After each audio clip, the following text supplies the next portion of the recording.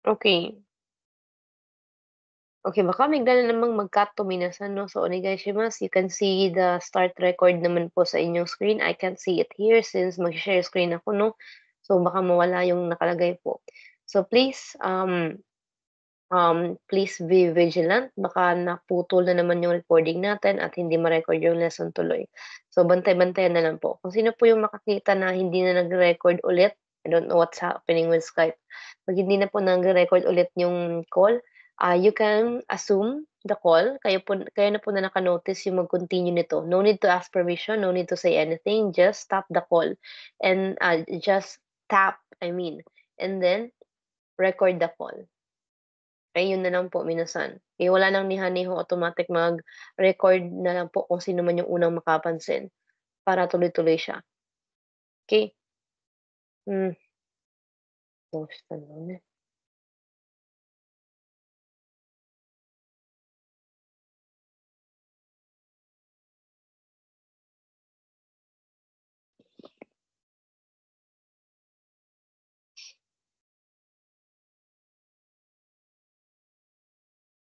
Okey, ito ay nasimulan na natin kahapon 'no.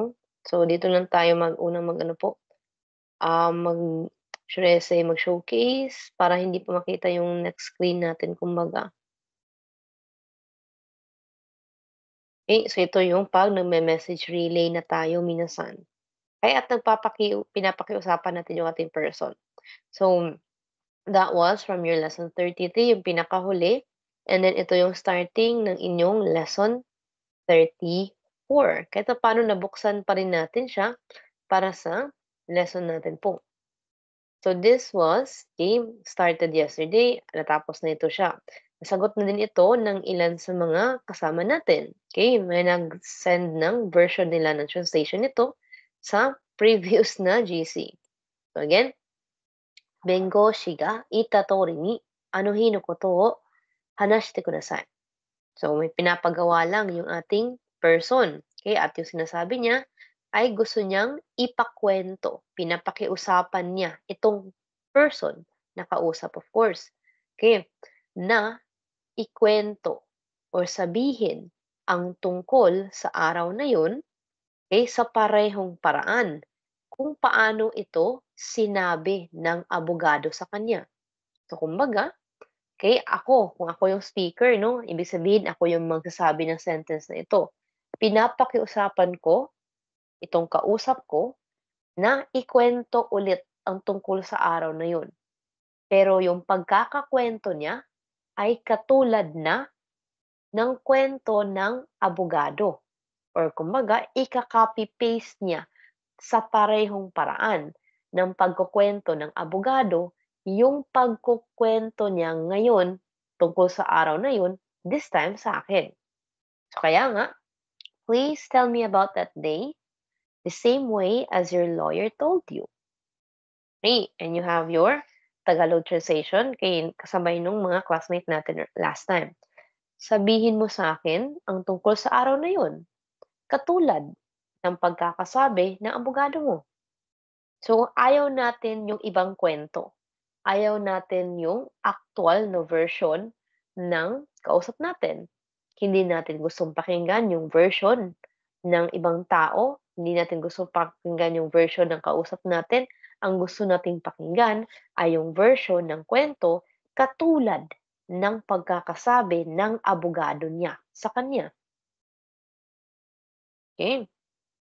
So, we have ano po, philosophically, no? Philosophically, there's this thing we have three versions ng katotohanan daw. May katotohanan na para sa akin, may katotohanan na para sa'yo, at yung aktuwal na realidad. So, yun yung sabi nila. Okay, may tatlong versions daw. Okay, ang realidad o ang katotohanan sa bawat tao. Yung version nila, yung version mo, at yung aktuwal na realidad. Okay? So, there's that kind of philosophy po, minasan. So, in this case, yung gusto natin po na kwento ay yung kwento ng abogado na this time maririnig natin sa kausap natin, kumbaga. Okay, so similar to that thought po, okay, ikuwento mo sa akin sa parehong paraan na sinabi ng abogado sa'yo, in other words. Now we're going to, okay, continue po yung ating pattern para diyan. Okay, so this is your second pattern accordingly. Okay, you got your same format. Okay, you got your verb ta form. Okay, nandiyan po yung verb ta form natin po, minasan.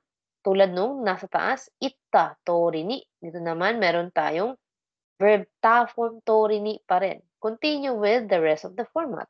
Okay, pareho din na te kudasai yung ginamit natin dyan. Para i-model nyo na lang sa parehong paraan, kumbaga. Okay, unang nag-raise ng hand si Miss Jima Atabelo. Okay, let's try Miss Jima po. And we'll go with the rest na nag-raise ng hand. Okay, sige po. Onegaishimasu.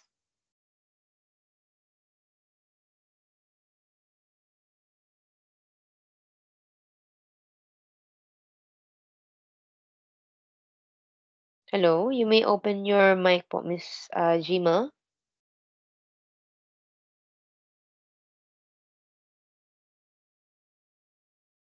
Naka-off pa rin po yung mic niyo po. Hindi nag-change yung icon dito.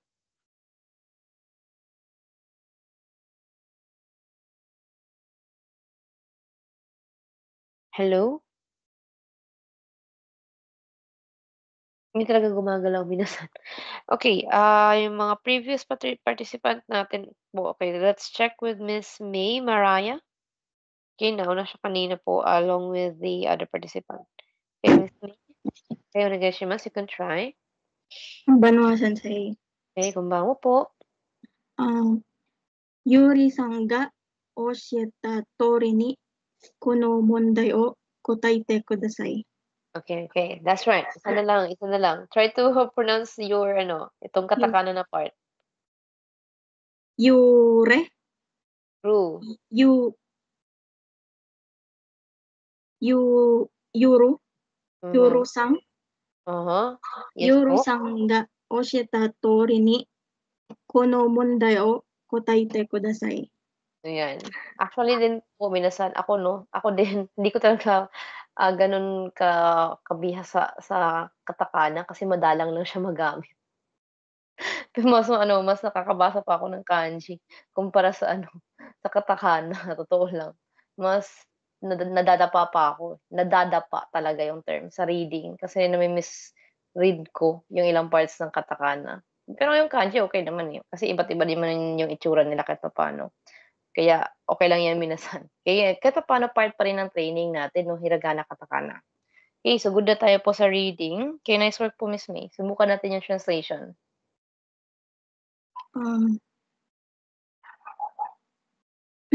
Please answer this question based on what Yoro taught you. Do not use the term base. Po? Wag mong gamitin po yung term na base. Sabi mo kasi base, hindi po ito base. Please answer this question on what Yoro taught you. Ano ba yung translation natin sa taas? Please use it.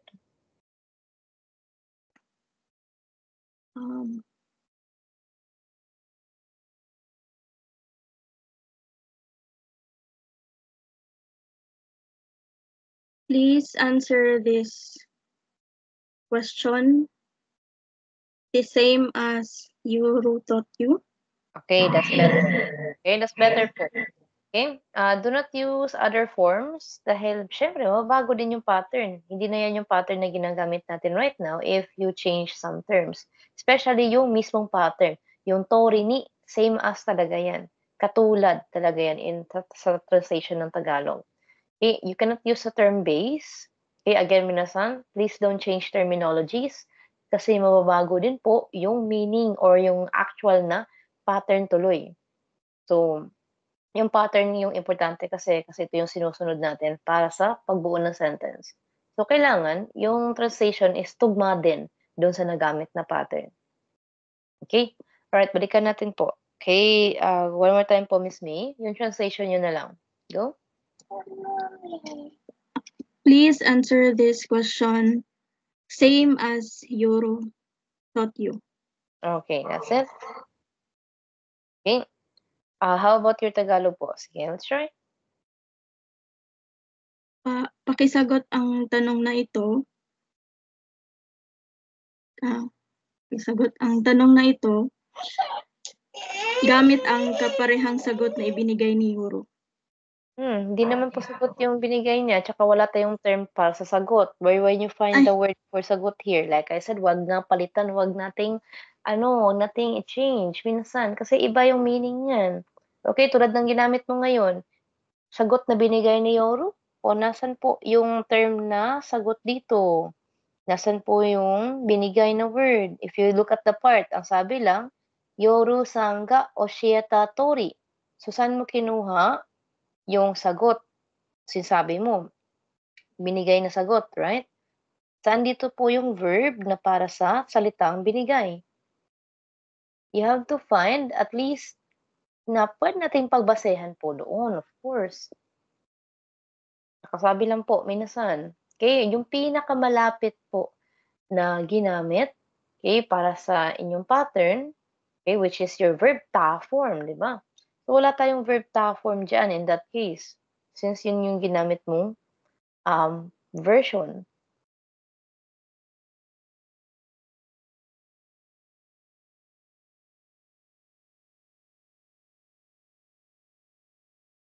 Okay.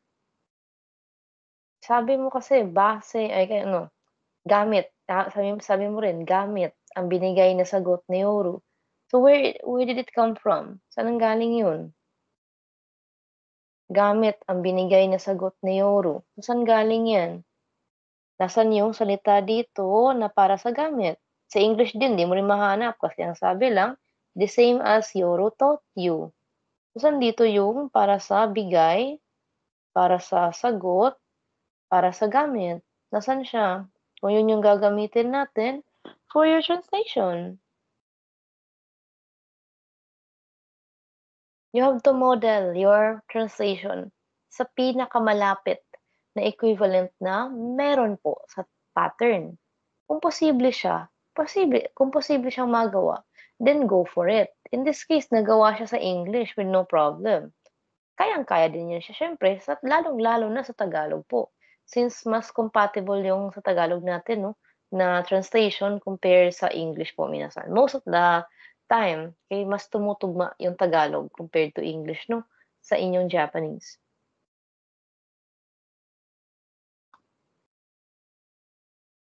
Sige po, Miss May.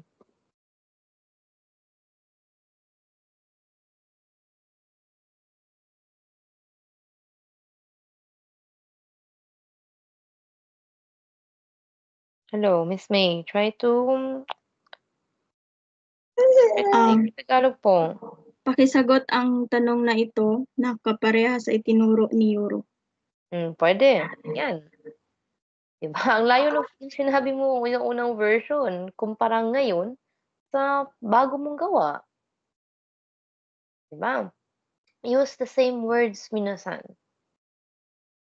'Cause ang ending niyan, mababago yung kwento, mababago yung content, at siyempre yung darating na mensahe iba kumpara dun sa gusto talagang iparating ng ating kausap kung sakali man 'no, okey, sa atin. Kung meron tayong papalitan, babaguhin, ililipat, tatanggalin. So, same thought po minasan.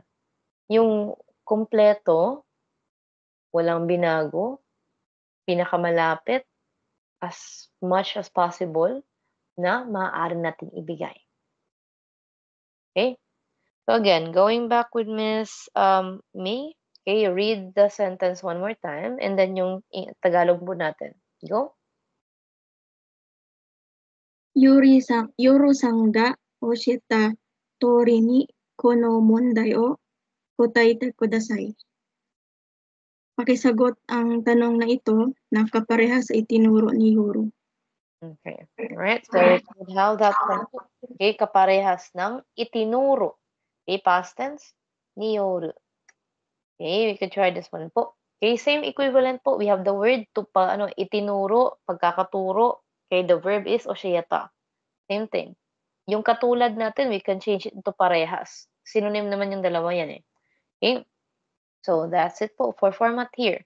So, sagutin mo ang tanong na ito, kaparehas ng itinuro ni Yoru. Pwede, kasi nandun yung word, itinuro, root word. Okay, turo. Pareho sila. Pagkakaturo, itinuro. Oshiyata. And then the word katulad, okay, synonym niya, synonym, kasing kahulugan, yung kaparehas naman natin. So, it's possible to make that your translation as well. Kasi nga, tugma-tugma yung mga words na ginamit sa pagkakabuo ng parehong translation. Okay, so yun po. Okay, thank you po, Miss May. Okay, good practice. Okay, nice work sa inyong reading. Okay, again po, kung hindi pa rin kabisado minasan, no, kasi ako minado din ako dito, no, na nagkakaligtaan ko rin yung katakana ko. So, okay, para po sa mga needs pa talaga, no, needs natin, pangangailangan na mag-review ng mga writing system, then you can have your weekend po for that. Okay, sige po. Now, going for our third example here. Okay, yung third example natin, ang pattern ay sunod sa noun. So, ito yung noun natin. Okay, noun. Okay, this is your noun. Particle no. Kapag noun ang gagamitin, sundan natin ng particle no. Okay, look at the arrow po. Then, sundan na yung to-rini na pattern. To-rini. So, kung hindi verb ang ating unang part, okay, at noun yung gagamitin kasi yun yung isa pang posible sa pattern, yung noun, yung mauna, susunod sa kanya ang particle no. Particle no. Then, yung ating to-rini na pattern. To-rini. Then, continue kung saan nandun na yung verb number 2 natin po. Okay, so sundan lang sa ganitong paraan ang pattern po. That's the term. Pattern nga siya. Isa siyang format. So, kailangan, okay, yung ating magawang sentence ay kamukha or kaparehas ng pagkakasunod natin for this. Okay, we have Miss Riza Magalio. Onegaishimasu for the third example.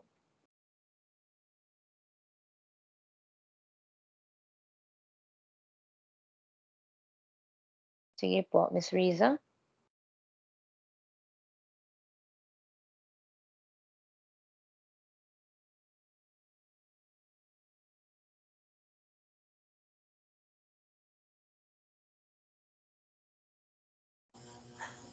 Good evening po. Hi, good evening po. Sen no tori ni shi o kite kudasai. What do you mean by she? Sandali po iba. Oshini. Ay, oshi o. Bakit oshini? What happened? Iba yung na copy.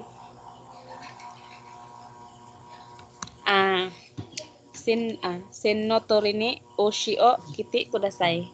Hindi po to oshi po. Ay. Oshi. Hindi po siya yung gagamitin. Why are you using the katakana version? May reading ito. Kaya yung nakahiragana po yung gagamitin. Yung she, special po yung pagkakagamit ng katakana natin po. Ito ay pag magkakasama yung mga kanji. Pero pag sila lang, yung meron, okay? Then yung hiragana nito yung gagamitin natin. Tsaka lumalabas naman siya dun sa word list, right? Nandun naman siya sa word list po. I-search ko po balik sensei.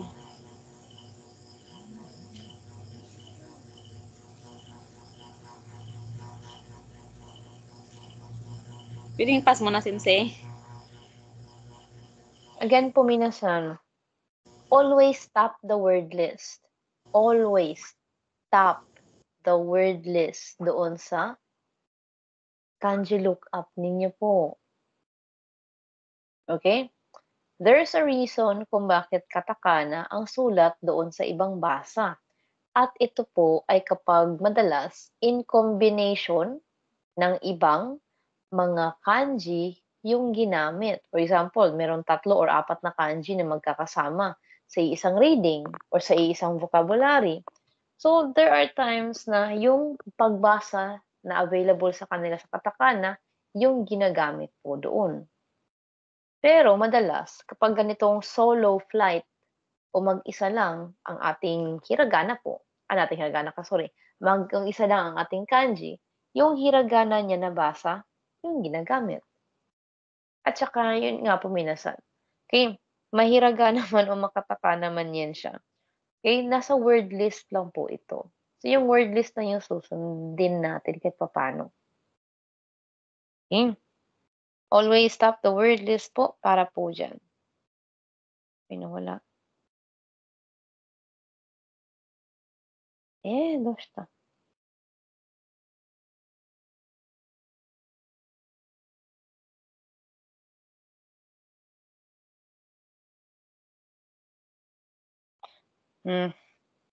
Wait lang.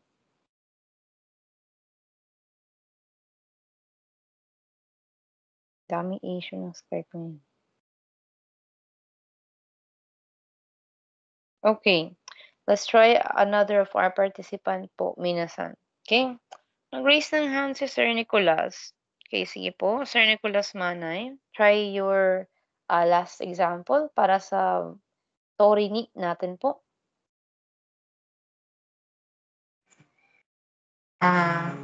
ソジの通りに紙を切ってください。 What happened? Soji?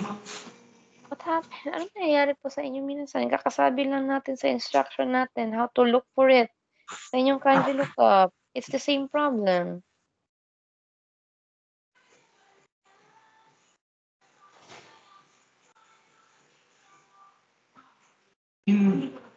Kunyomi niyo po, sensei? Again po, minasan. Okay, again po. Mahiragana, katakana man yung meron po, minasan. Okay, yung word list talaga yung pagbabasehan. Yes, yung pagbabasehan. Kami?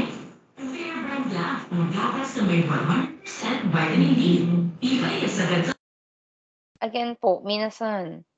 No matter what, kung ano man yung lumabas, okay, hiragana o katakana man po. I think hindi nyo to narinig kanina kasi nawala yung audio. Audio na off kasi siya eh. Okay? So again po, minasan, no matter what, kung ano man yung lumabas doon sa unang showcase ng search, you need to really tap it po. Kailangan nyo talagang itap yun para makita yung word list. Kasi sa word list nakasulat yung pagbasa talaga ng mismong kanji na yun. Hindi lang sa hiragana, hindi lang sa katakana po.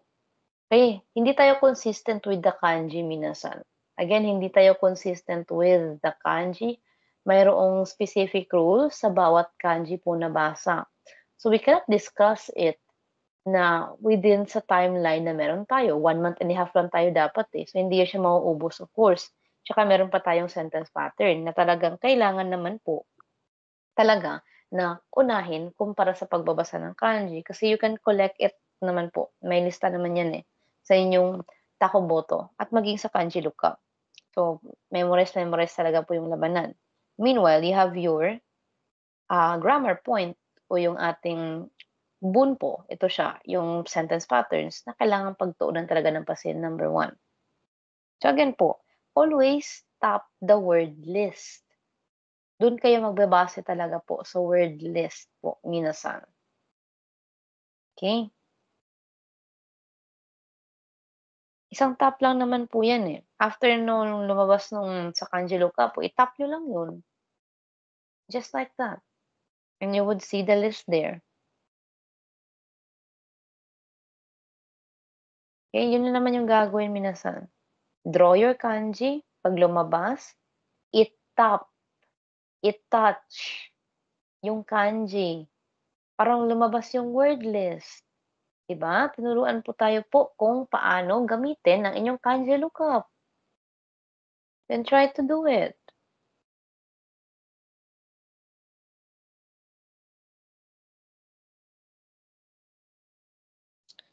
Okay. Let's try another person po for practice. Okay, let's check. Okay, with Miss Hannah Jane Satera. Okay, another volunteer. Thank you so much. Okay, sige po. Konbanwa, sensei. Okay, konbanwa. Senno tori ni kami o kitai kudasai. Okay, that's correct. Okay, English. one more time. Wait lang. Makinig po sana ang lahat po. Okay, you're reading. Medyo lakasan lang po yung boses. May na yata yung audio. Sige po. Senno tori ni kami o kitai kudasai. Okay, that's it.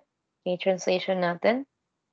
Please cut the paper the same as indicated by the lines. Tanggalin mo na lang yung indicated. Tanggalin mo siya. Kasi wala tayo sa walang word na equivalent yung indicated sa Japanese. Just remove it.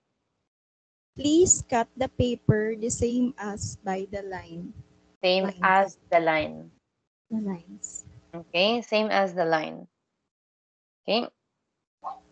Okay, we don't have the word, no, yung indicating or according. We don't have that one.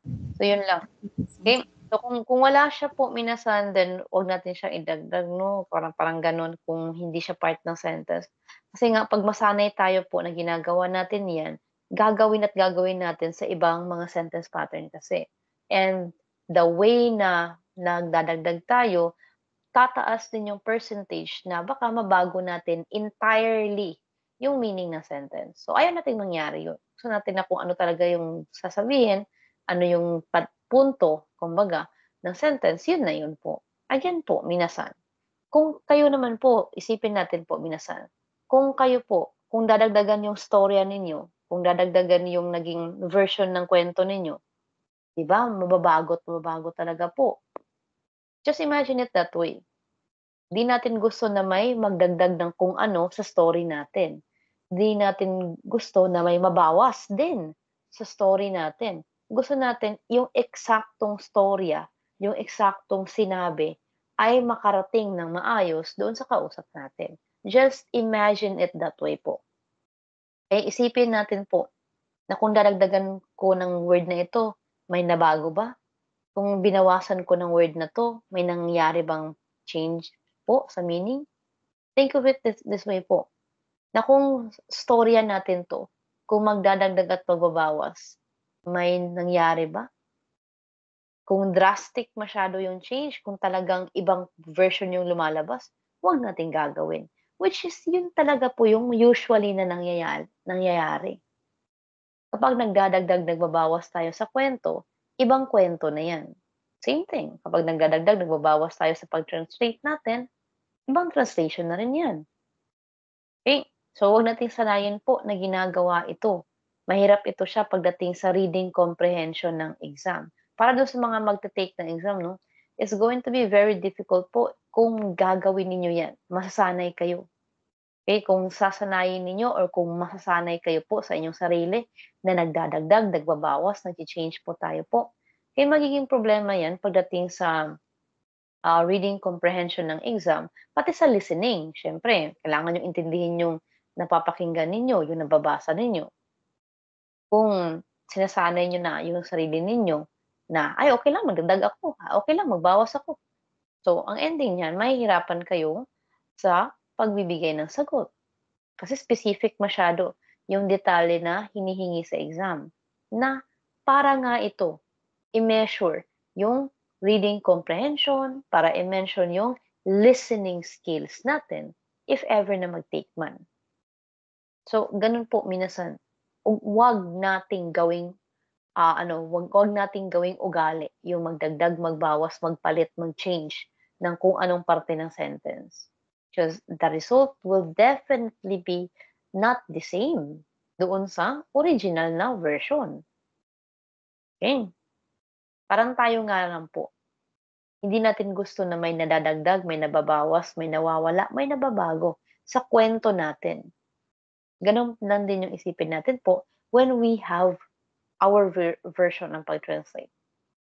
Let's try to keep it near, close as possible doon sa original.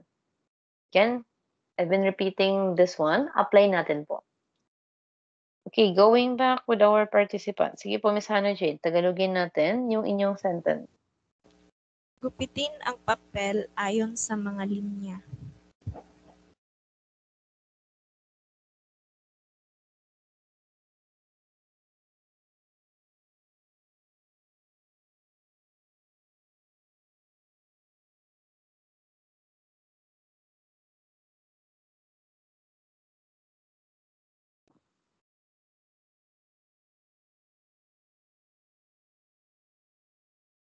Okay, one more time, your translation.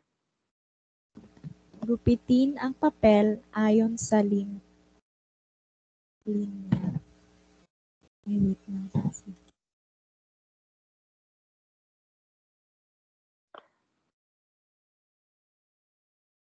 Okay, sige. We can have that one po. Okay? Sige. Kahit paano malapit-lapit naman siya. Alright? So, again, same reminder lang naman yung sinasabi ko kanina pa, minasan. Okay? Kayo na po yung mag-indicate niyo sa sarili ninyo, of course. Okay? So, again po, okay, as much as we could, pinakamalapit lang. Okay? So, we have that one. Okay? And we have this version, this as well. Okay? So again po, bawat pattern ay may katumbas sa kanyang translation for either Tagalog or English na maaari nating magamit bilang model or bilang version din ng pattern na yun sa parehong languages. Matagalog or English man yan siya. Right? So there you have it po with your format there. So same as ito palagi no sa application natin for the English side kung mas hiyang kayo sa English. And then we have your katulad ng, kaparehas ng, you could try that one no in Tagalog. Katulad ng, synonym, kasing kahulugan, kaparehas ng. So katulad ng sa linya, kaparehas ng sa linya, ganun. Okay? So again, that's your pattern po. Okay, meron tayong parang ginagawang model o ginagawang ano po, sabihin nating ginagawa nating guide, kumbaga, para doon sa verb number 2. At yung guide na yon ay yung ating verb form. Ang guide na yon ay yung ating noun. So, yung ating pinakalas na example, ito yung nag-iisang noun natin dito po. Okay? Gusto natin na ipagawa itong verb number 2, yung kite kudasai natin o yung paggupit ng nasabing papel, okay, na kapareho, katulad ng sa linya. So, kung ano yung ginawang shape ng linya natin po, kung straight yan siya na line, so gupitin natin ng straight. Kung naka-curve, hindi siya naka-curve. Kung pakorteng square yung line natin po, sundan natin ng gupit sa parehong paraan. So, yun yung ating gustong ipagawa doon sa ating case with verb number 2. Exactly. Okay, the same as the line natin dyan po. Gupitin natin daw yung nasabing papel. So, yun lang naman. I think meron tayo niyan yung cut out. Yung cut out po, saan ko ba ito nakikita? Okay, may cut out po kasi yung proper cutting, kumbaga, yung sa tier here, yun. Kaya yung tier here po natin na nakikita sa mga pakete, kaya may nakalagay na logo doon, no? May nakalagay na logo ng gunting, tapos may line doon na putol-putol, cutting I don't know exactly the term. Basta yung parang putol-putol na linya, okay? So, you can follow that line or you can cut, okay? Katulad ng line na yun. Sundan lang natin siya kasi yun nga po yung guide, yung nasabing linya. So, nasa mga pakete ito usually. Okay, yung mga pakete natin po, ito papel yung sabi dyan. Pero, you will see that one, okay, madalas sa mga pakete po. For example, sa pakete ng mga junk food, may tier here doon, no? Pero if you're going to cut it po, yung may gunting, syempre, pwedeng-pwede naman. Okay? Katulad nung linya na nakikita natin doon, kaparehas ng linya po na sinusundan ng gunting, gawin natin yung paggupit nga daw. Sabi ng, okay, third example natin dito. Okay?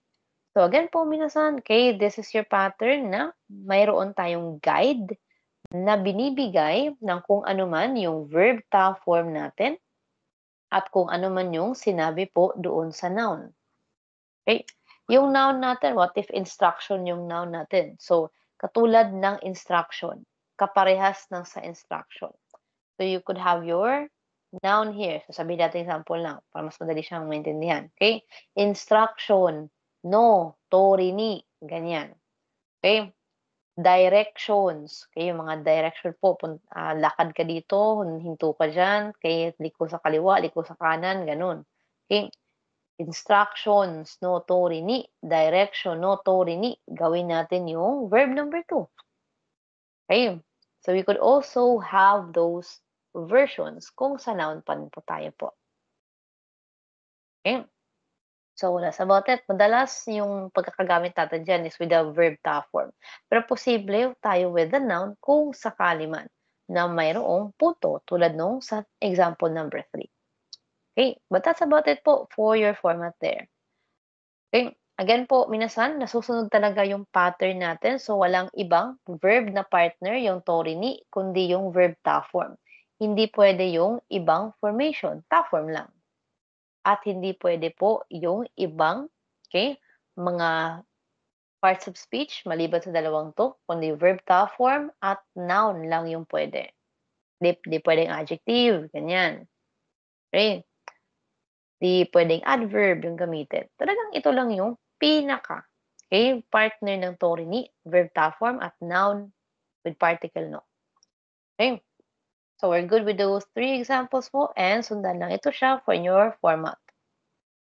Next stop, we got the same, ayun, nandun yung ta form niya. Ano ba to? Okay, okay, we got your, okay, same pattern. At this time po, okay, same pattern no, kung titingnan kasi verb ta form, noun no. Pero yung nakalagay this time ay ato de. Pero nandiyan pa rin yung verb number 2. Kumbaga halos kapareha siya nung pattern kanina. Napalitan nga lang yung tori ni ng ato de. Pero yung hinihinging formation, ta form pa rin. Yung hinihinging partner, okay, maliban sa verb na ta form, meron din tayong noun no. Okay? At verb 2, yung basehan. Right? We got your ato de dito po. Okay, translated sa English as after. Okay, translated sa Tagalog as pagkatapos. Okay. So, sa totoo lang, meron pa itong kakambal actually na nandoon sa inyong N5 level. Okay? At nandun ito sa inyong lesson 16 if I'm not wrong. Okay, if I'm not mistaking it. Okay, again, okay, meron kayong similar or kasing katulad or mahalos katulad ng inyong pattern na nandito. Okay, yun naman ay verb te form yung nandoon. Verb te form kara, verb number 2. Yun naman yung pattern na tinutukoy natin. Pareho silang after yung translation. Pero magkaiba syempre yung word. You got your verb te form. Ito ang kailangan niya, verb ta form. Tapos ang nakasunod sa te form ay kara. So verb te form, then kara. Ito naman, verb ta form na ato de ang nakalagay. Saka naglagay ng verb number 2. So ano ba yung pinagkaiba ng dalawang version? So, if you remember or sabihin natin, i-refresh natin yung inyong N5 na lang. Okay, way back, your N5 level doon sa lesson 16. Okay, that's your verb te form karanga. Okay, if I'm not mistaken, lesson 16 talaga to eh. Okay, yung pattern na yun po ay mayroong sequential. Ibig sabihin, magkakasunod exactly yung pattern na kailangan yung verb te form, kung ano man itong verb te form na ito, kailangan na mangyari muna yan pagkatapos ng pagkaka-perform ng verb te form, saka pa lang mangyayari yung verb number 2. So, kumbaga, always na after ng verb te form, yung verb number 2 natin. It's a necessity o pangangailangan na matapos, magawa, ma-perform muna kung ano yung verb te form na yun bago gawin yung verb number 2. So, kung isipin natin, yung verb number 2 ay hindi mangyayari kung hindi matatapos si verb te form. So, ganun na sequential yung ibig nating sabihin. Okay? Ganun na sequential yung punto na meron sa inyong lesson 16 sa N5. So, for example po, okay, yung tinatawag natin na sequential na pattern is similar to making this thought. Na, okay, matapos makapasa sa lahat ng subject, nakaka-graduate ka. Example ba, ganyan na klase ng thought minasan. Pagkatapos mong ipasa lahat ng subject mo, makakagraduate ka. Okay? So, sabihin natin po, Zenbu gugako shite kara, sochigo shimasu. So, that's your version sa Japanese. Pero yung punto is, yun nga. Okay? So, yung ating verb number 2 would be yung gagraduate ka. Okay? Gagraduate ka. Yun yung verb number 2 natin sa sentence na yun. Pero, yung pag-graduate mo na yan ay hindi mangyayari kung hindi mo maipapasa lahat ng subject. Ganon na klase ng necessity, yung punto doon sa verb tekara na pattern. So again, pagkatapos mong ipasa lahat ng subject, makakagraduate ka. Or makakagraduate ka. Baliktarin natin. Makakagraduate ka pagkatapos mong ipasa lahat ng subject. So kailangan na mangyari muna po yung pagpasa sa lahat ng subject. Kailangan pass muna tayo po. Okay? Past as in pasado sa lahat ng subject na yan. Pag nakapasa na tayo, pagpasado na tayo, pagkatapos niyan, graduate na. Ganon yung meron sa verb te karana pattern. Isang pangangailangan ang verb te form na magawa muna ito, ma-accomplish muna bago mangyari yung pangalawang verb which is yung gagraduate nga. Okay. So yun yung pinagkaiba ng dalawang ito sa isa't isa. May ganun na punto ang verb te form na kailangan muna niyang mangyari para makasunod yung verb number 2. Ito naman, wala siyang pakialam. Itong pattern na ito. Wala siyang pakialam sa ganung kondisyon. Dahil ang sa kanya lang, basta nagkataon na nagkasunod kami, yun na yun. So, very specific ang mga sentence pattern sa Japanese. Hindi mo pwedeng paghaluin yung dalawa dahil lang pareho sila na after translation. Hindi mo pwedeng gamitin yung word na pagkatapos to indicate the same pattern kung iba yung punto na gusto mong iparating. Okay? So, napaka-specific masyado ng mga sentence pattern sa Japanese according to usage. Kaya nga, ingatan natin yung translation natin para hindi tayo ma-misinterpret, hindi tayo ma-misunderstood ng kausap natin. At nagagawa yan kapag sineparate natin yung ating pattern na magkakapareho ng itsura sa translation. Pero magkaiba yung version pagdating sa Japanese. So again, that's from your lesson 16 and 5, yung sapilitan. Yung verb te form na i-perform, kailangan mo nang ma-perform yun, mangyari yun, tulad ng pagpasa sa lahat ng subject, para pagkatapos, gagraduate ka. Kumbaga, ito, walang ganong kondisyon, sunod lang sa tama yung ating, yung ating pattern. Tulad ng sabi natin dyan, actions are not necessarily sequential to each other, but just so happened in that order. Nagkataon lang na nagkasunod sila, na nauna itong action na ito, sumunod itong isa. Okay, mas malaya yung version ng atode kumpara doon sa verb tekara. Pareho lang silang after, pareho lang na pagkatapos yung translation ninyo. Okay, doon sa kara at ito sa atode, magkaiba lang yung gamit ng dalawang yan sa version ng Japanese. So again, review your lesson 16 para po doon sa sinasabi natin since syempre hindi natin pa rin gawin yan dito, no? Okay, na gawa ng example, gawa ng sandamakmak na example. Yung isang yun, gawa ng sentence talaga. Kasi nga, N5 pa yun eh. Okay?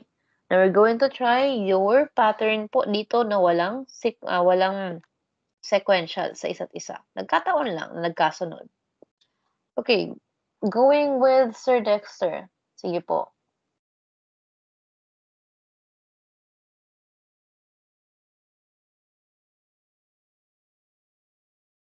Hello. Hi, Sisi. Sige po.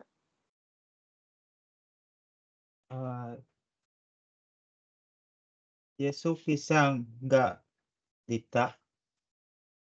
Hmm? Atay, Overtime reading? yes, Yasuki-san ga. Hindi ito yeah, sir. This is not yeah.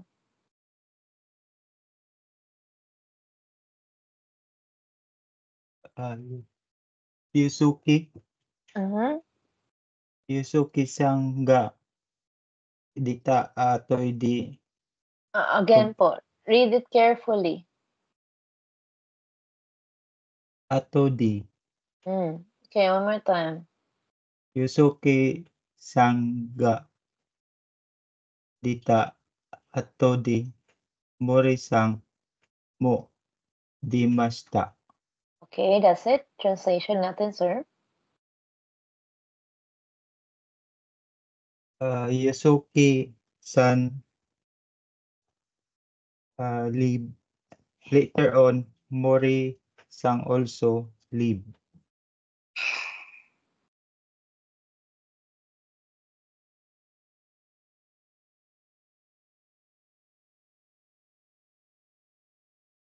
Okay, Tagalogin daw natin daw.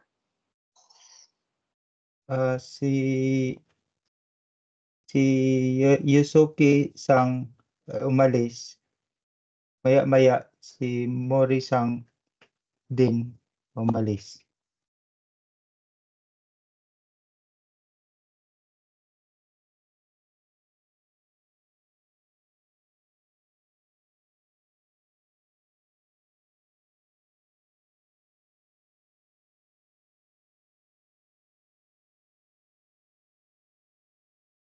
Bakit maya-maya yung translation mo, sir?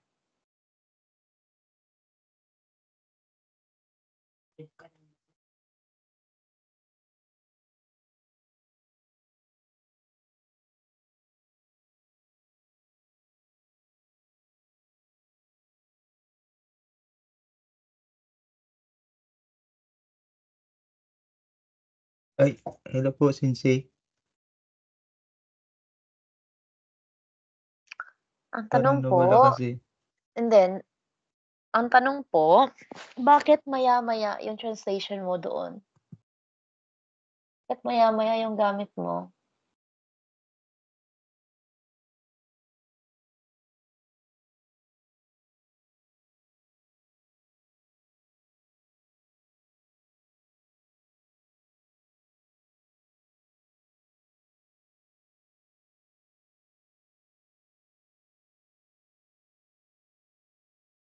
Yung ano, Sensei, yung ato di. Maya-maya kasi. Later on kasi yung nakalagay, Sensei.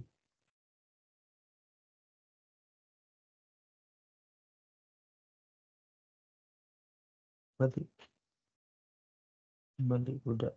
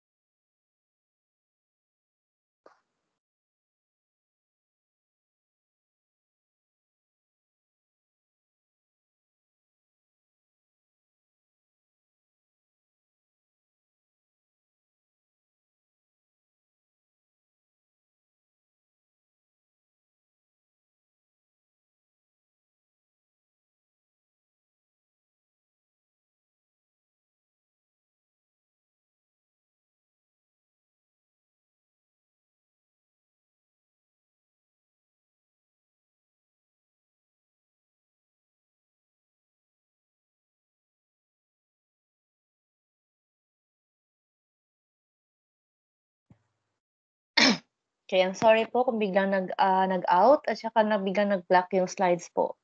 Okay, Sir Dexter, and for everyone else, do you see the ones na sinend natin sa inyo po doon sa GC?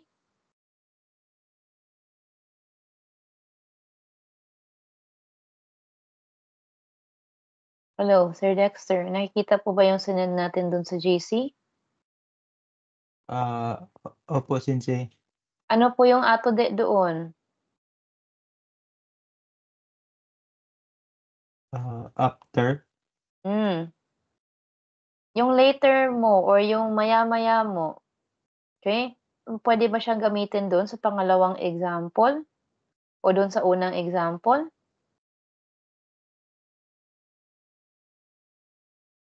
Hindi po. Ano ba yung sabi natin dito po? Tingnan po sa taas. Ano yung sabi natin diyan sa pattern? Anong translation na makikita natin po? Verb to? Ano nakasunod sa kay verb to? Sa screen? Teka, Sensei, nawala yung screen ko.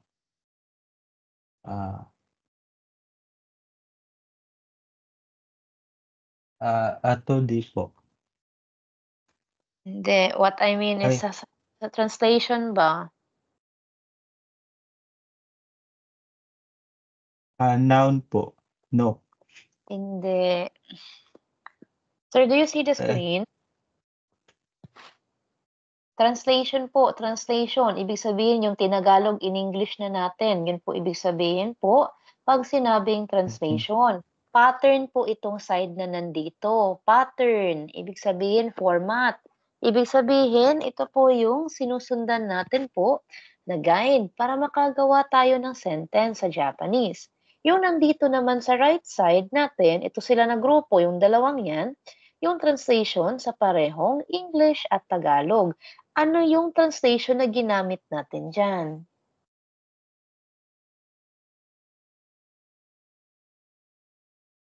Okay, basahin po ng maigi po kung ano yung tinutukoy natin po sa format.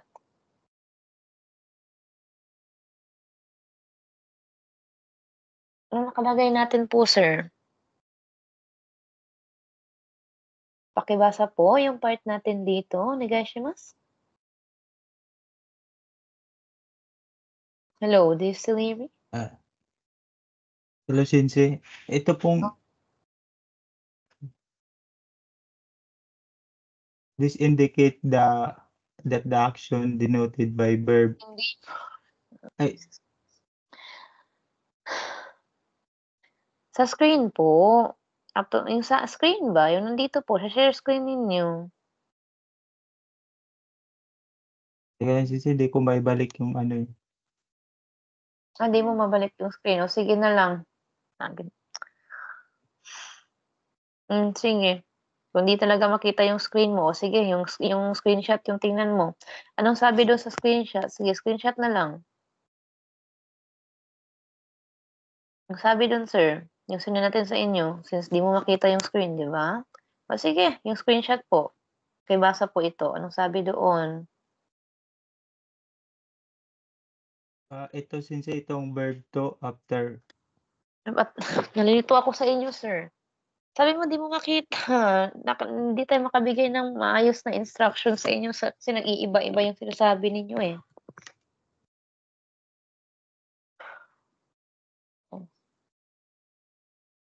Sir, ano ba talaga yung tinitingnan ninyo? Kasi kung hindi tayo pareho ng screen, di natin matukoy yung sinasabi natin tuloy. Kung hindi pala tayo pareho ng tinitingnan na screen, nasan pa talaga kayo, sir? Are you looking at the same screen na tinitingnan ko or iba yung screen na tinitingnan mo?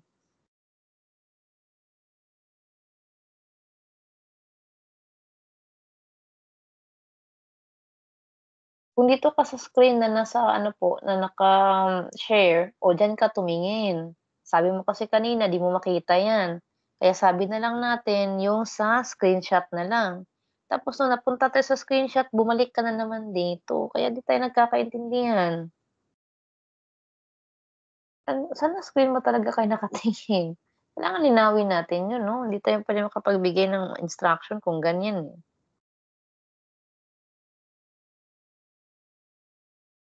Again po, Sir Dexter, do you hear me? Saang screen po ba talaga kayo nakatingin? Which one? Dun ka ba nakatingin sa screenshot o dito ka sa screen natin nakatingin? Magkaiba siyempre yung nakasulat kasi dun, eh. Hello?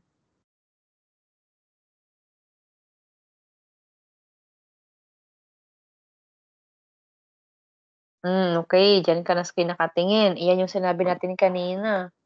Okey, kung diyan ka ng screen talaga nakatingin, yung sure talaga na diyan tayo, tingnan po natin ng maigi yung ginamit natin sa version ng translation. Okey? Tsaka tumutugma naman yan dun sa sinend natin na screenshot, eh. Ano ba yung translation natin doon? Ano ba yung tinagalog natin diyan? Ano ba yung in-English natin? Kumbaga, na tugma-tugma with the pattern. Sabi mo kasi kanina later, eh. Sabi mo kanina maya-maya.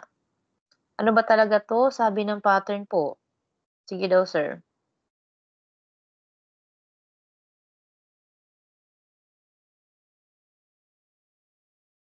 Teka lang Cynthia, hindi ko na gets ano yun. Ano?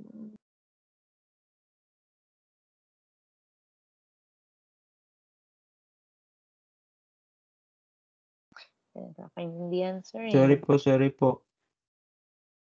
Alam mo hindi kita mahanap, sir. Kasi sabi mo dito ka tapos iba na naman. Uy, hindi kita mahanap, sir, totoo lang. Nag-share ka pa ng nag-send ka pa ng screenshot mo tapos ang ending di mo rin naman pala makita. Kung saan ba talaga ako lulugar niyan?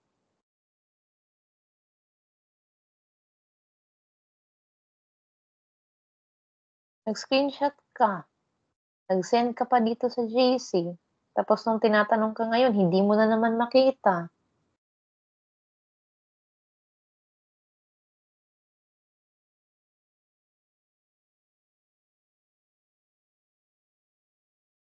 Di tayo nagkakaintindihan niyan, sir, totoo lang.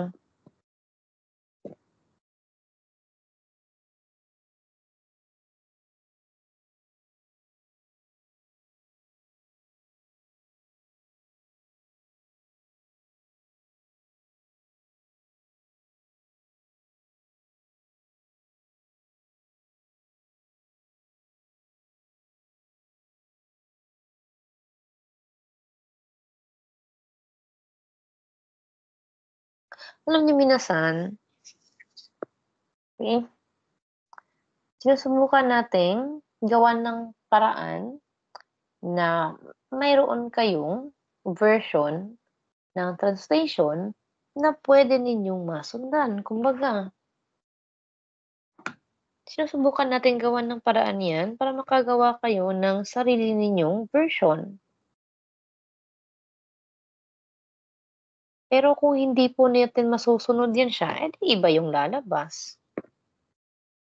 Tulad ng sinend natin sa inyo po na screenshot, hindi puwedeng gamitin yung salitang maya-maya.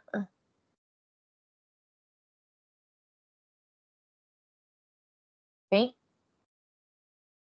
Hindi Okay po puwedeng Sensei. gamitin yung salitang maya-maya. Kung titingnan mo yung translation, ano nga po ulit yung hinahanap nating translation? Anong sabi po dun sa ano, sa libro? Anong sabi Ah, ng ah, libro? After po.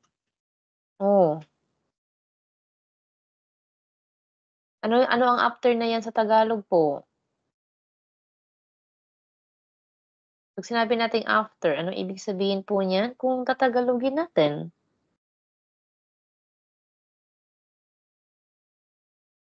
Pagkatapos.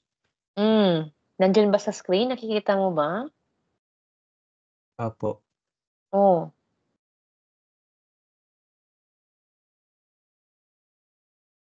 Okay po.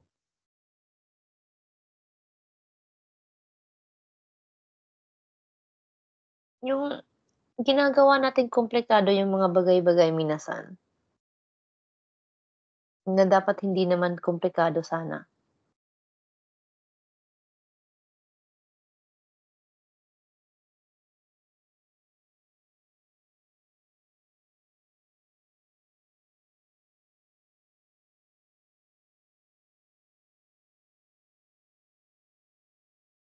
Yung gusto lang natin po, minasan, yung applicable siya ba? Okay, yung applicable siya, pwede siyang gamitin sa dapat niyang expression. Kasi yung maya-maya, hindi naman pwede nating ano po, gamitin yun siya always sa lahat ng translation na meron tayong fid ato de. Hindi naman pwede nating i-apply iyon sa lahat ng pagkakataon. Kasi mayroong mas, sabihin natin, mas stable, mas fixed na version nito. Tulad ng example po na nasa libro mismo. Ang example na nasa libro ay yung tungkol sa cellphone. Okay, nandun din mismo sa black na slides. 'Di ba, may sinend tayo sa inyo na black na slides po, yung itim na slides natin. Yung ato de doon, in-underline tapos nilagyan sa ilalim ng after bilang translation. Pati yun mismo. Kaya yung black slides, yung ato de doon, in-underline na, nilagyan ng after sa baba. Pero hindi talaga.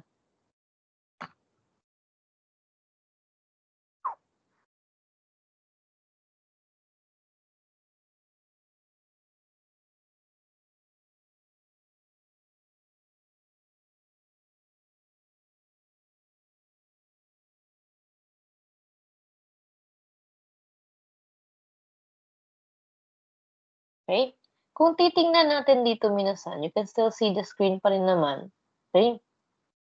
Ang sabi, okay? Ang sabi po, ito yung pattern natin, no? Verb ta form, okay? Noun. Yung N stands for noun. Okay? Verb ta form, ato de. Then you got your verb number 2. Then you got your noun, no. Then ato de na naman. Okay, you got your verb number 2. Ang sabi na itong verb number 2 ay nangyari, happens. Ita-translate natin, okay? Yung verb number 2 natin ay mangyayari o magagawa yung verb number 2 pagkatapos. Yun nga, no? After. Pagkatapos ng action, yung action na isa, yung verb ta form, or ng situation na pinapakita ng inyong verb 1 o ng noun. So, syempre, yung action na tinutukoy natin dyan ay yung nasa verb ta form ninyo bilang verb number 1. At yung N natin na situation na meron sa noun natin po.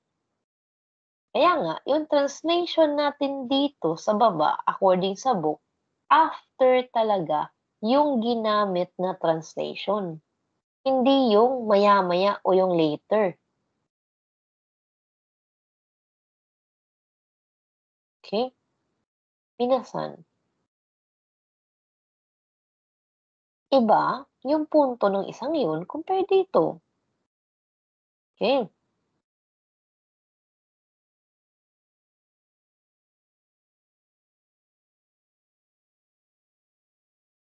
Kung titingnan niyo yung sinabi dito, Atarashi no katta ato de nakushita tokei ga mitsukaremashita. After I had bought a new one, the watch I had lost was found. Pwede mo rin siyang baliktarin. The watch I had lost was found after I had bought a new one. Ang relo na nawala ko ay natagpuan matapos or pagkatapos kung makabili ng bago. Translation natin ng Tagalog. Again, ang relo na nawala ko ay natagpuan matapos or pagkatapos kung makabili ng bago. Medyo awkward pakinggan kung sabihin natin, ang relo na nawala ko ay natagpuan. Okay. Pakis natin dito. Okay. Maya-maya, nakabili ako ng bago. Medyo awkward pakinggan yung sentence.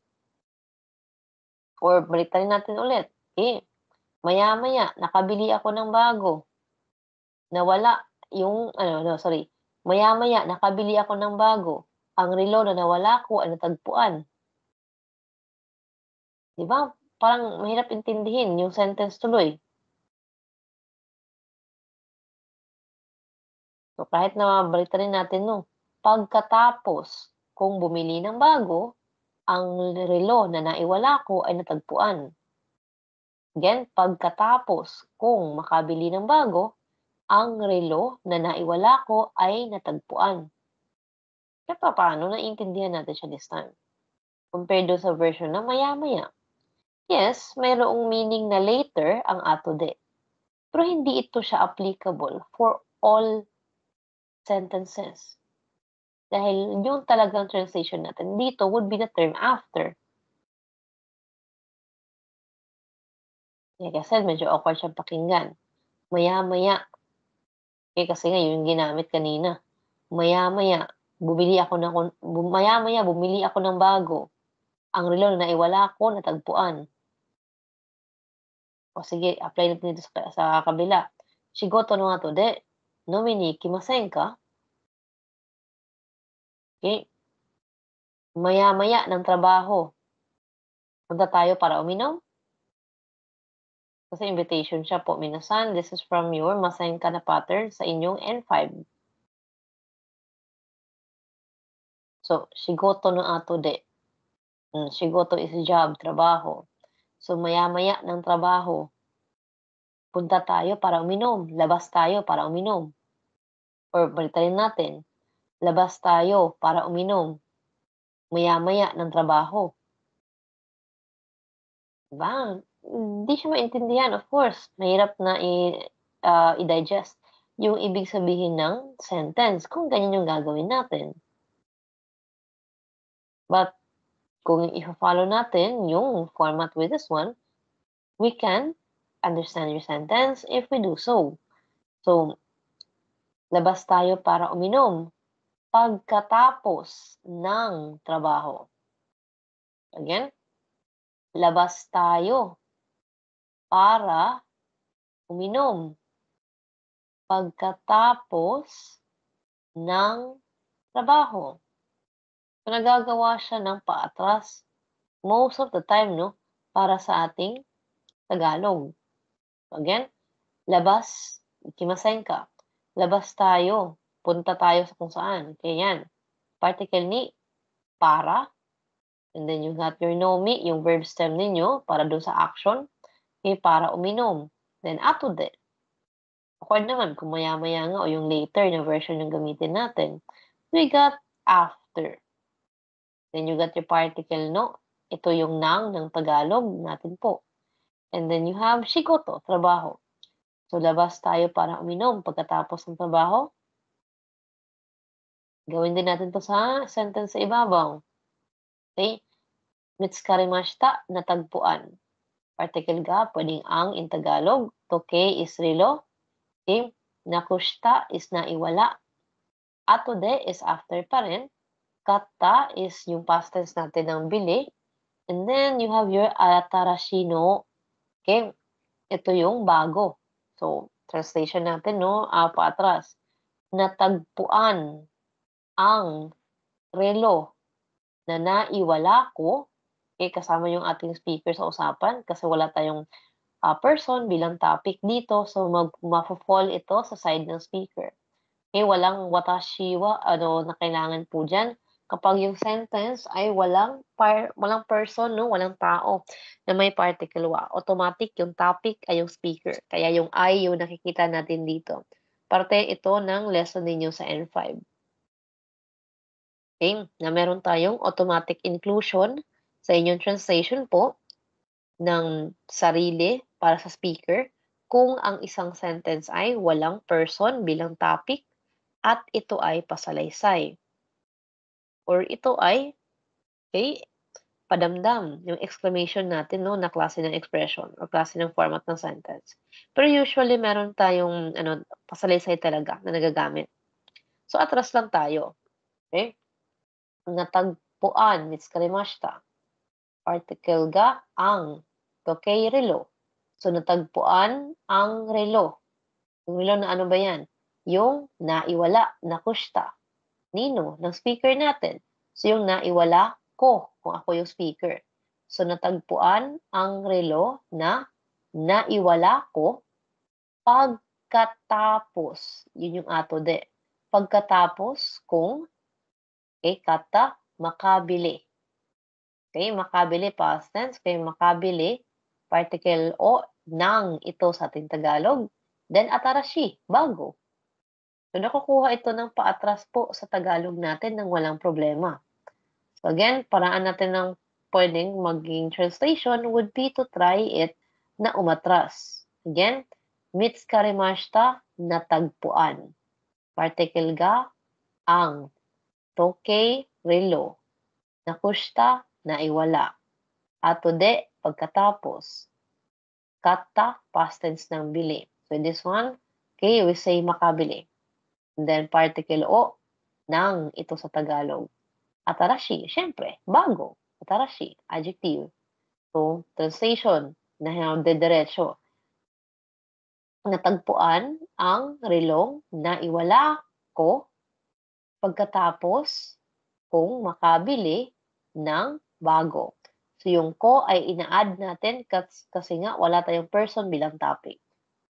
At pasalaysay yan, so automatic mo fall sa speaker yung punto ng sentence. Then we got example natin dito po, yung sa baba. Ikimasen ka, form ng invitation ito sa Japanese. Okay, pwede natin sabihin, punta or labas. Okay, it works both for us, no? Pero, you could say term punta para tugma-tugma siya with ikimasen. Okay? Won't you kasi ito siya dapat talaga sa English para sa negative. But well, again nga, isa itong form ng invitation sa Japanese para po sa polite style nila po ng pangingimbita kung saan binibigyan nila ng konsiderasyon yung taong iniimbita nila po at pagkakataon na humindi o mag-decline doon sa invitation kung sakaling di man sila pwede.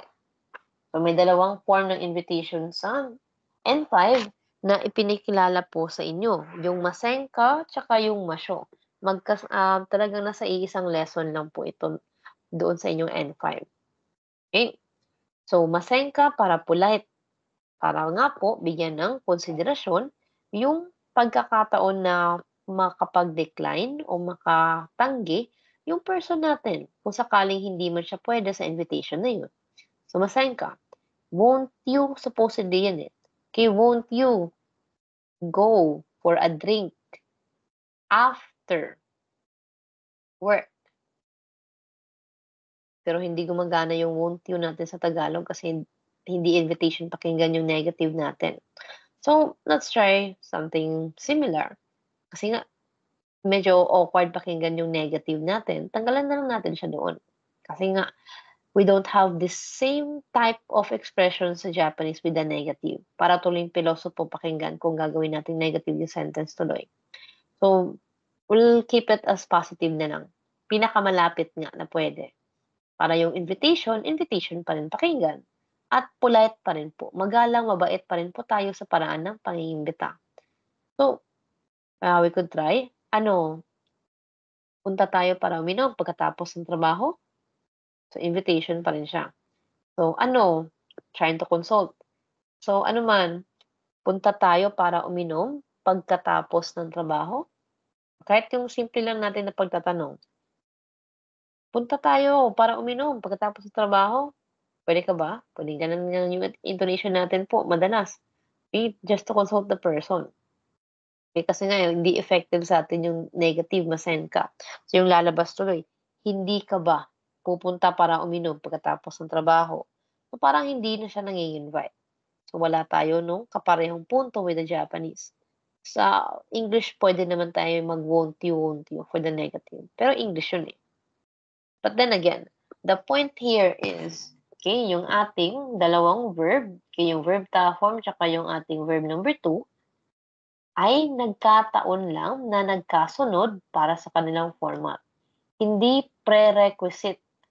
Okay, hindi prerequisite itong si verb form o itong noun natin para magawa yung verb number 2.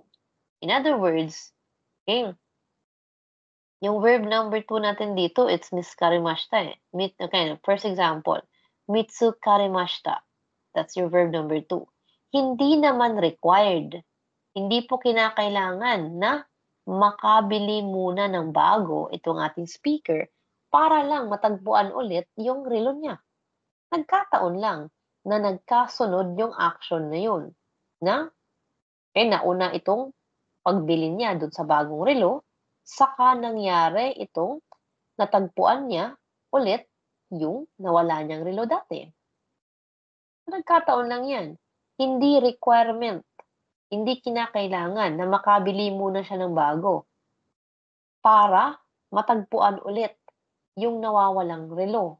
Walang ganong punto para sa inyong atode. Tulad ng una nating showcase. Nagkataon lang talaga yan na nagkasunod na nangyari yung dalawang sitwasyon. Na nauna itong pagbili sa bagong relo at sumunod itong natagpuan na tuloy yung relo niya na nawala niya daw. According to the sentence, nakushita toke. Naiwala na yung relo na yan eh. Okay, pero yung nawalang relo ay natagpuan pagkatapos na makabili ng bago ng ating person. Okay? So, yun yung case natin with your atode. Walang prerequisite. Then you have your example for your noun, no? Yung noun natin dyan ay yung ating, yung ating shigoto. Okay? So, dito tayo nagkasunod po para sa inyong format. Okay?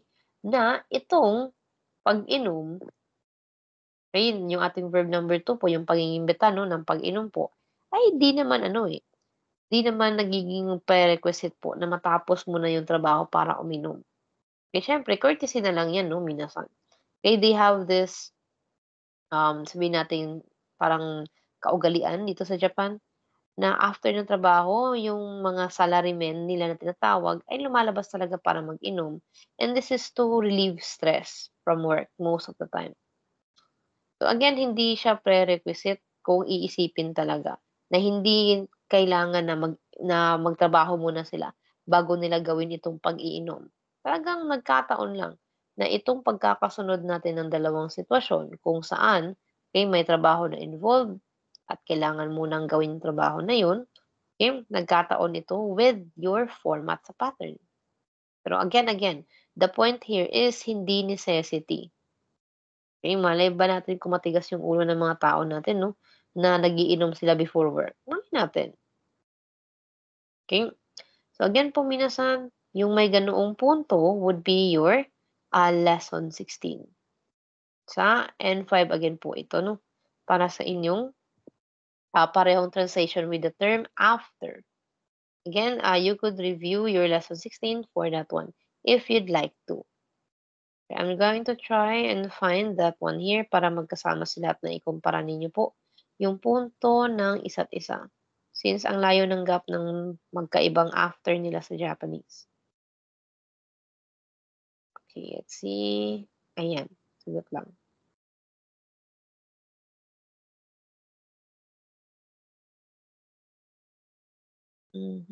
Ay, doshita.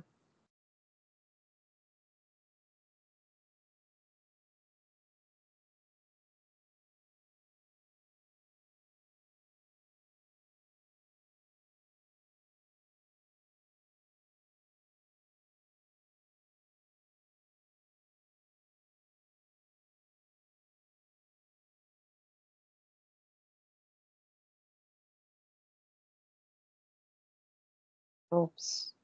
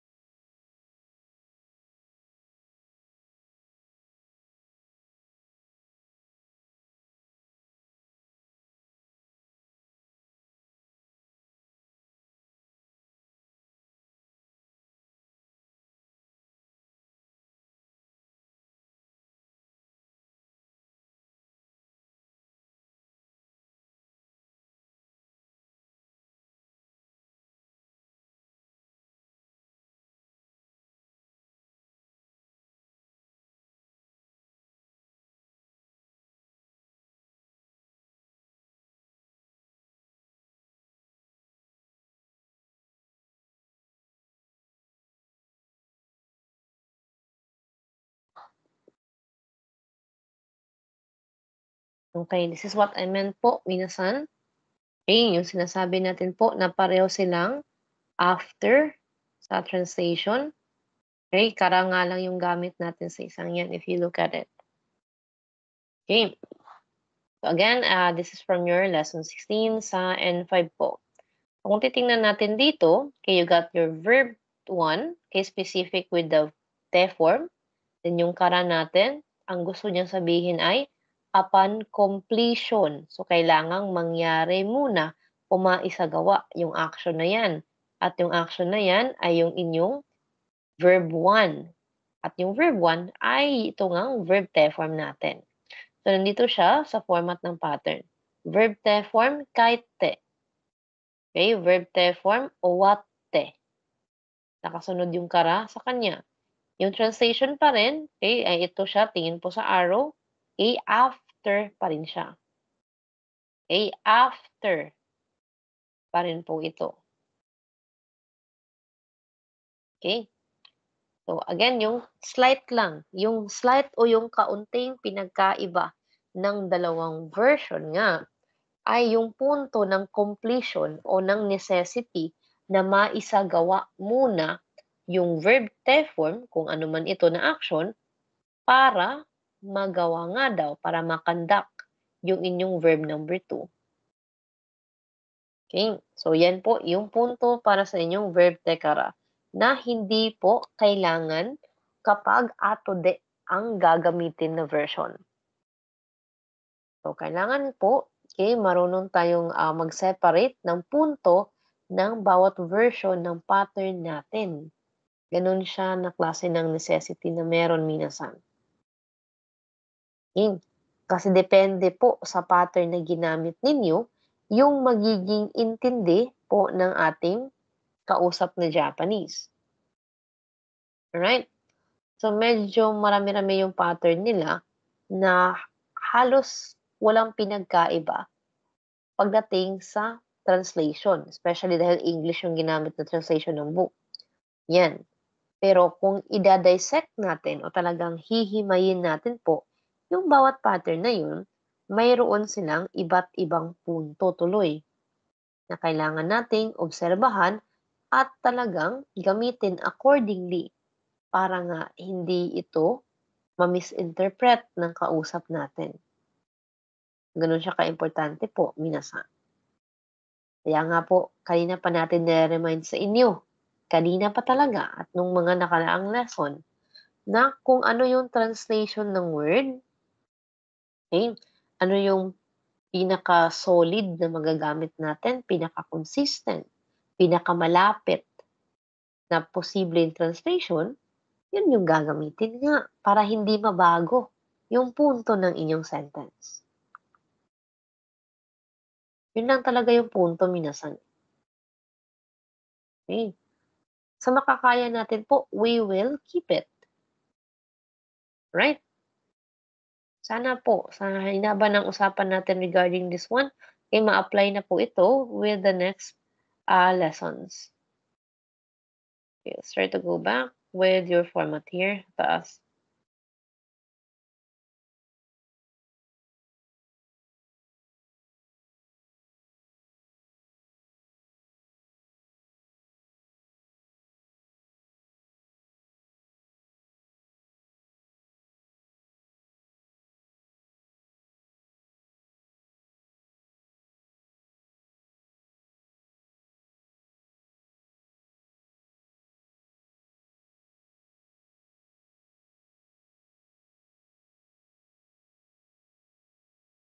Lumabas pala ako.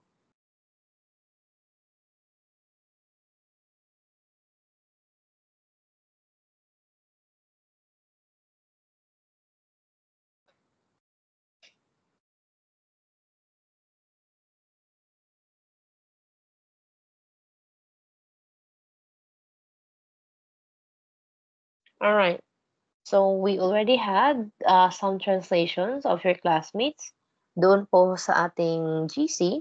So yung mga nilagyan natin ng check mark po, ibig sabihin goods na po yung mga yun. Okay, ibig sabihin okay na po yung mga yun po para po sa translation ng nasabing sentence na ito. Okay? So, yun na naman po, minasan. Okay, sabayan natin siya after for your format here. Okay?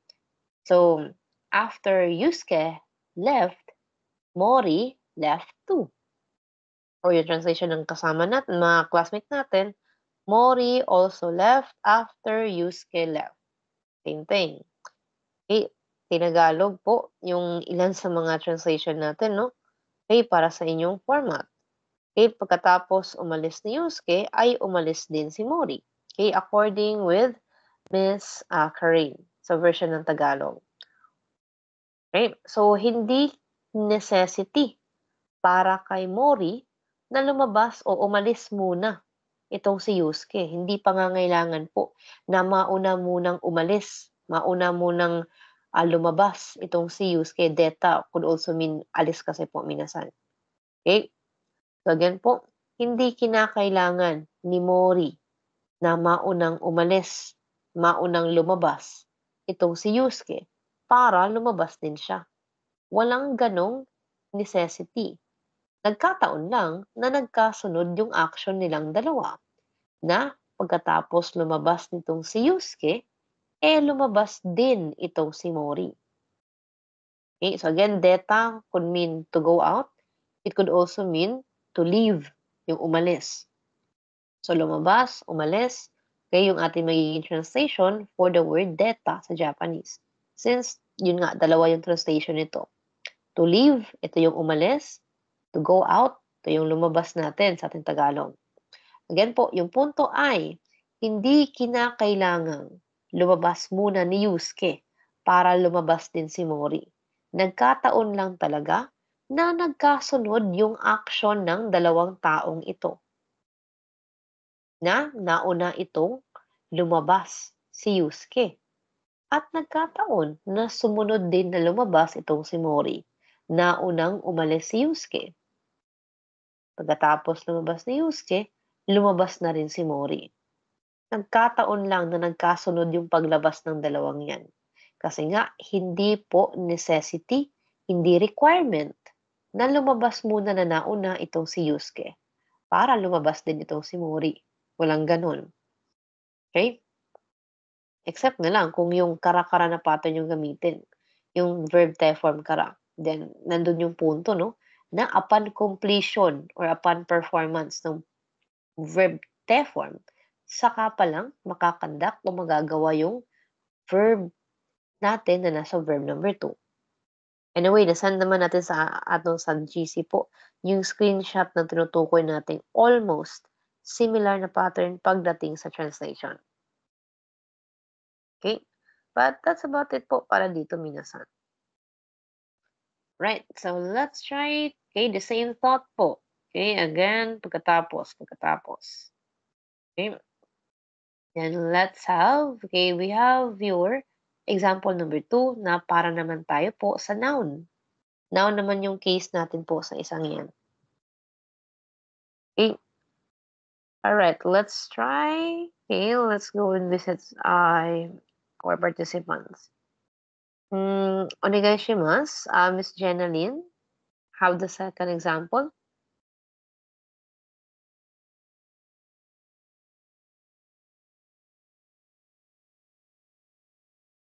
Okay po. Okay. Jiku no ato de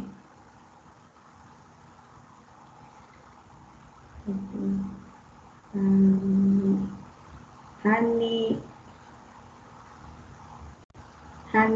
ha sukoki mashita. Particle wa po ito.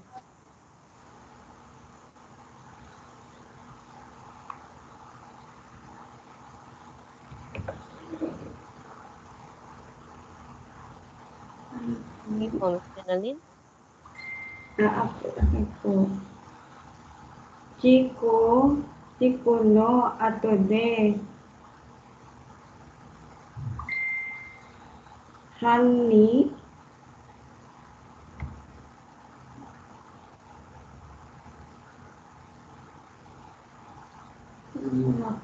Hanin. Haninwa. Wa, particle wa po yan. Haninwa. Haniwa. Sugo kinmasta. Okay, translation natin. After the accident, Hani disappeared immediately. I-translate niyo po yung part na yan. Ano ba ibig sabihin nito po? Bakit parang konyo yung style ninyo? Magkahalong Japanese, magkahalong English.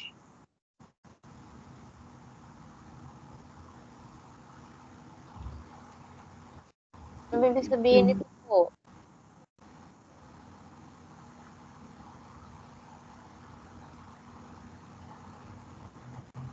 Siguraduhin natin yung translation.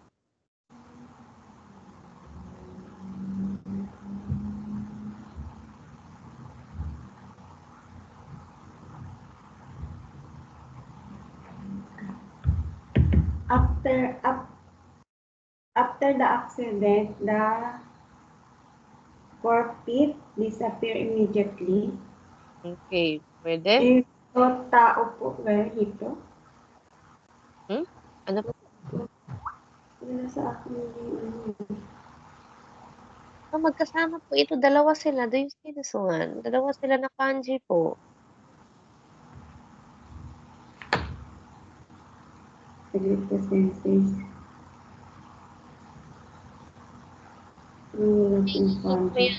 Hihit mo yan. Pinasa mo na, pinalitan pa.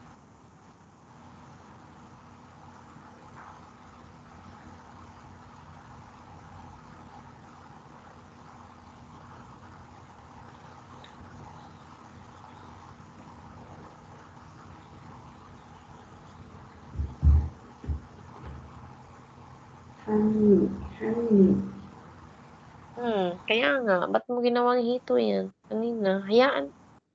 Yung basa po talaga yung sundin natin. Meron kayong kanji lookup po, minasan. Anong sabi doon? Yun na yun.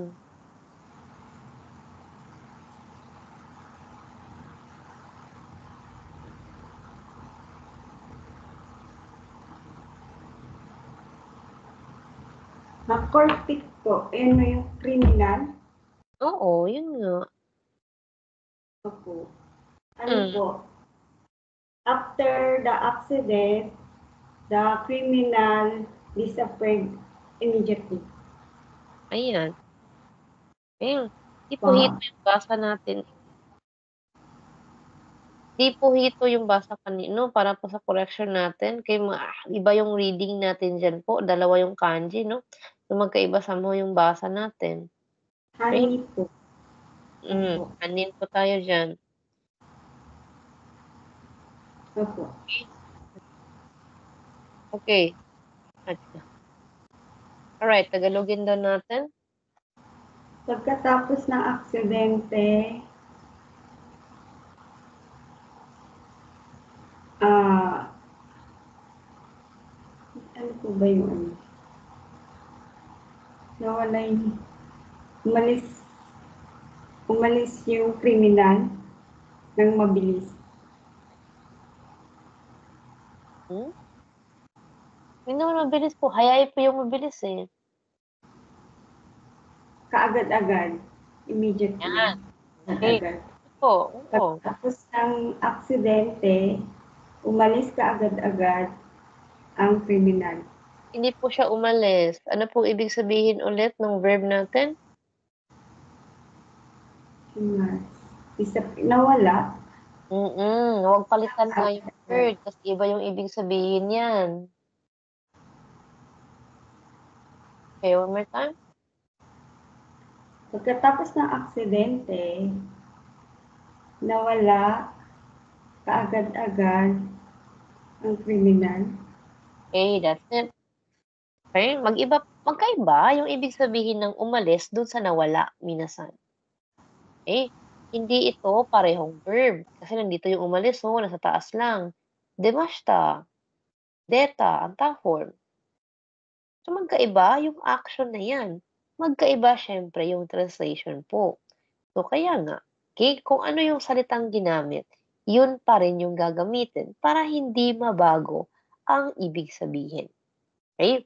Thank you so much po, Miss Jenaline, para po sa ating reading and translation. Okay? Good practice po, no? Nice work. Right? So again po, minasan, talagang tiwala lang sa process. Tiwala lang sa process po yung kailangan natin dito. Okay? Always, okay, do your research. You have your kanji lookup with you. And don't forget to tap it. Again, don't forget to tap your kanji lookup. Na titingnan natin doon yung inyong word list. Yun lang yun. 2 steps lang. I-drawing yung kanji. Yun na yung step 1. Step 2, i-tap ito kapag lumabas na. Pag nagawa nyo na yan, nandun na yung word list. Hahalukayin nyo na lang doon sa word list para mahanap yung kanji na vocabulary ng kanji na ginamit natin. Ganun po. Okay. So, in support doon sa translation ni Miss Jenna, okay, thank you so much. Correct nga po tayo doon, no? Okay, nandito tayo sa pagkatapos ng aksidente, agad nawala. Okay. Synonym o kasing kahulugan, naglaho. Could also say that. Criminal, we got salarin. So, meron tayong mga synonym. May mga salitang magkasing kahulugan sa punto. Ito sila yung mga pwedeng magkapalit-palit siguro doon sa ginamit natin na word kasi nga synonym eh. Katulad ng pag sinabi nating small, synonym, tiny. Pag sinabi nating big, synonym, huge. Same din sa Tagalog. Okay, pag sinabi nating maliit, meron tayong salita na katulad nito, munti. Maliit na bahay, munting bahay. Ganun ba? Pag sinabi naman nating malaki, okay, meron tayong malaki na word, meron tayong dambuhala. Ito sila pwedeng magkapalit depende sa gamit dahil pareho ng meaning nga. Yun lang yung pwede natin minasan. Pero as much as possible, no? As much as possible. Yung pinakamalapit nga yung gagamitin natin para hindi nagkakaroon ng mix and match yung inyong pattern dahil apektado nito yung translation ng inyong sentence, syempre, kapag gagawin nyo na. Alright. So for now, we have it here po sa last natin, no? Okay. Jiko no ato de. Pagkatapos ng aksidente. Hanin wa sugu kiemashita. So again po, okay, magkasunod lang or in order lang po na nangyari yung dalawang action natin. Na pagkatapos ng nasabing aksidente, agad nawala, agad naglaho yung ating kriminal o yung nasabing salarin. Okay? Kung sino man itong taong ito, itong sinabing hanin o kung sino man yung salarin o kriminal na yan, okay, hindi naman po kinakailangan na matapos muna yung aksidente or mangyari muna yung aksidente na yan para mawala yung taong ito. Walang ganong punto nga pag ato de yung ginagamit natin. So, again po. Okay. Yung ating jiko ay hindi kinakailangang mangyari talaga, no? Para mawala itong tao natin po, itong hanin. Hindi naman siya magiging hanin eh. Okay? Kung walang aksidenteng naganap. Kung iisipin. Okay. So again po, walang ganong necessity para sa inyong atode. Doon lang ito na may ganong pangangailangan na completion muna yung ating verb 1, okay, para sa inyong verb 2. Ito ay walang ganong idea po. Hindi kailangan yung completion na yan. Talagang nagkasunod lang yung dalawang senaryo o yung dalawang sitwasyon na natapos itong aksidente, nangyari yung aksidente, at nagkataon din na sumunod pong nawala itong kriminal. So, hindi, pwedeng nawala yung kriminal kasi tumakas siya. Pwedeng nawala yung kriminal kasi may kung sino man na kumuha sa kanya, pulis siguro, kaya bigla siyang nawala. Ganun. So, we don't know. Basta nagkataon na pagkatapos ng aksidente, itong taong ito ay nawalang na lang, bigla, or naglaho agad. Naglaho agad kasi dinampot agad ng pulis. Pwedeng ganun yung nangyari. Pwedeng naglaho agad o nawala agad-agad yung taong ito kasi tumakas siya. Hindi natin alam yun. Okay? Pero hindi naman ito mawawala yung taong ito eh. Hindi naman po itong pagkawala niya or itong pagkakaroon natin ng disappearance with this person, okay? Hindi naman siya sabihin nating kailangan talagang mangyari, no? Dahil po sa aksidente na yan. It just so happened na nagkasunod nga po yung dalawang scenario or yung dalawang sitwasyon. Sa parehong idea na itong paglabas ni Yusuke ay hindi kinakailangan para lumabas din si Mori. O itong paglabas ni Mori ay hindi po sagot o hindi po sabihin nating sinasadya niya para sa pagsunod sa paglabas ni Yusuke. Walang ganun po, minasan. Nangyari lang talaga na nagkasunod yung dalawang sitwasyon. But that's about it. Okay. So we have, medyo late talaga tayo nakastart ngayon. No? We got 20 minutes na late, mahigit. 22 minutes ata na hindi tayo nakapag-lesson agad dahil nga po sa nangyaring delay earlier, di makapasok yung ilan nating mga classmates. Okay? Pero malapit naman din natin matapos yung inyong lesson 34. Okay, last na ito na pattern. You got your, not pattern. Kaya yung last na batch na ito para sa inyong atode. Then, yung pinakahuli, we cannot continue kasi makikita niyo yung translation, of course. Okay, so meron tayong with and without doon sa slides. Okay, yun yung pinakahuli natin. So, for now, okay, hindi naman tayo pwedeng i-overtime na lang lahat minasan. Kasi kahit na late tayo nag-start, no? Gabing-gabi na din po sa side natin dyan sa Pilipinas. Okay, so we will stop here dito sa first batch ng atode na example. Okay, and then continue it pagdating ng Monday along with your lesson 35 and lesson 36 kasi may ikli lang din po, of course, yung mga lesson nandoon. Again po, okay, for the last time this week, I'm going to remind everybody to collect your vocabulary, yung nakakanji natin. Okay, write it on your kanji lookup. Huwag kalimutang itap yung kanji lookup ninyo kapag lumabas na yung kanji para hanapin nyo na lang sana sa word list yung actual na vocabulary doon at yung basa talaga niya. Alright? At para din po sa mga nagpa-practice pa ng hiragana katakana natin po, okay, may sinend po yung inyong classmate, no, doon sa luma nating ginagamit yung kay Sir Farmer na GC. Okay, kung hindi nyo pa po yun siya na-download, download na lang po. Minasan, nakakatulong daw talaga yun kasi may isang student na yun yung ginamit niya dun sa other class ko. Eh, sabi niya 3 hours daw. 3 hours pa lang niyang ginagamit pero nagagawa niya ng magkabisado daw. Sabi niya yun, no? Okay, so you may also try it po minasan kung medyo hanggang ngayon may may struggle pa rin. Pero again, you got your weekend. Gamitin po yung time na yun productively for your practice kung nandun pa kayo sa stage na yun. For the others, onegaishimasu, complete your assignment lang. So hanggang dito lang po ulit tayo po for tonight and continuation again on Monday. Verb ta form atode, noun no atode, verb to, translation ng atode ay after or pagkatapos na nagkataon lang na nagkasunod yung dalawang sitwasyon at hindi po necessary na mangyari yung nauna. Okay, na verb ta form o kung ano man yung noun para sa inyong verb to na nakasunod. Alright, so that's it po. Zehi, domo arigatou gozaimasu. Otsukaresama deshita po sa lahat. Careful lang po ulit sa pag-translate po. Okay, stick with the words na ginamit.